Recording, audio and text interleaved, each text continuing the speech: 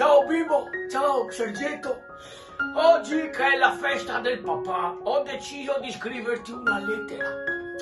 Ogni volta che penso a te mi viene da piangere e non so neanche bene il perché. Ah, se ti vuoi ti spiegami. Vorrei farti vedere quella che oggi è la mia vita. Sì, un film di paura. Sai, la gente mi conosce e mi chiede selfie insieme ed è una bella sensazione venire apprezzato da milioni di persone. Ma cosa vendrei a dire? Ho sempre cercato di renderti fiero in tutto quello che ho fatto e vorrei dirti per tutte le volte che non ti sei sentito abbastanza bello, abbastanza intelligente. Era vero.